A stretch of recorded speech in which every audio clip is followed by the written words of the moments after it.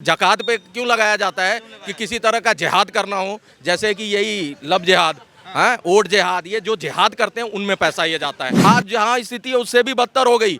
आज देख लो थूक जिहाद और ये लब क्या नाम है महमूद जिहाद, ये सारी चीजें उठ के आ रही हैं। इनको बाहर आना चाहिए था।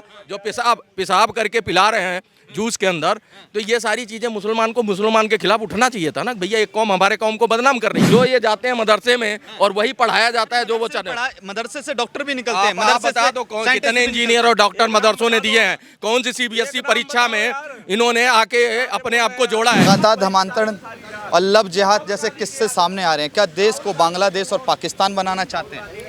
पहले जो कानून बने ना धर्मांतरण का, तो बनाया ही नहीं कांग्रेस ने। उसको बनाना चाहिए था ये पूरे देश में, जबकि एक पक्ष के लिए है। आप अगर मुस्लिम हो तो अगर हिंदू लड़का अगर मुस्लिम लड़की से शादी करे तो उसको सजा है। तो ये दोहरी नीति तो कांग्रेस ने खेली।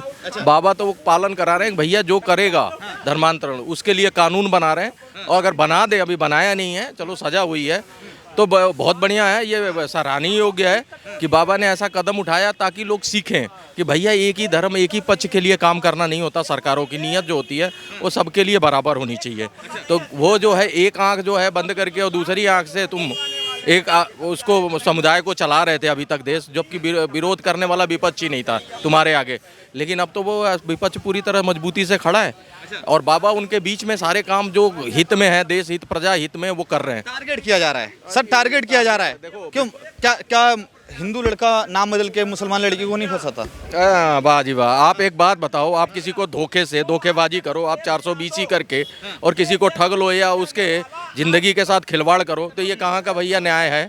अगर न्याय उसको मिला है तो बहुत सराहनीय है और ये बहुत अच्छा काम है। ये योगी बाबा जैसा ही जो मठ के मठाधीश हैं वही कर सकते हैं ये न्याय, और किसी के बस की नहीं थी। आज तक क्यों नहीं हुआ? इतने धर्मांतरण और पूरी बेल्ट के बेल्ट ही हो गया।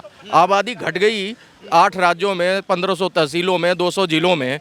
कैसे घटी? धर्मांतरण ही हुआ ना, जबरदस्ती के बल पे, तलवार के उस पे, पैसे के बल पे ये हो रहा था।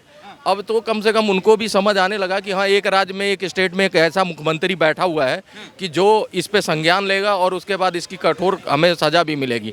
तो वो उसी के तहत उन्होंने दिया है। ये सब सीखें।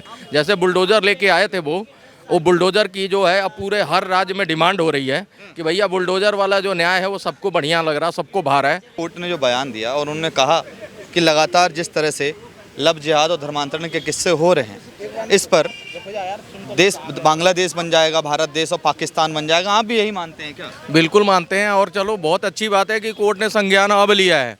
अगर ये कोर्ट पहले अपनी उस टाइम जब ये कानून बनना था तब नहीं बना, अगर ये पहले बन जाता धर्मांतरण का, तो आज स्थिति बढ़िया होती, बेहतर होती, जो ये बद से बदतर नहीं होती। वही कहते हैं ना कि जातिवाद का जहर घोल रहे हो सनातन की लाठी पर। नहीं, हम ही बेनकारे हैं जो मुट्ठी भर नाच रहे हैं हमारी छाती पर।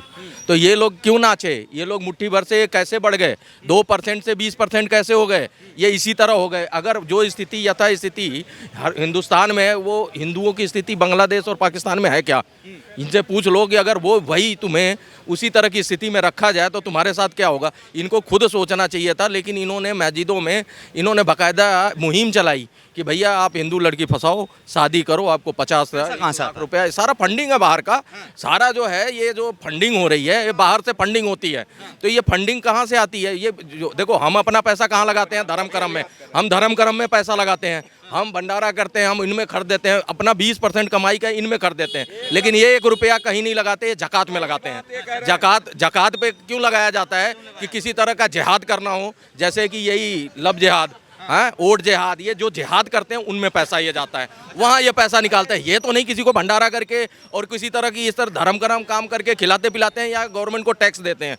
हर वो काम करते हैं जिसमें टैक्स इनको देना ही ना पड़े। पंचायत वाला देता है, नहीं देता है।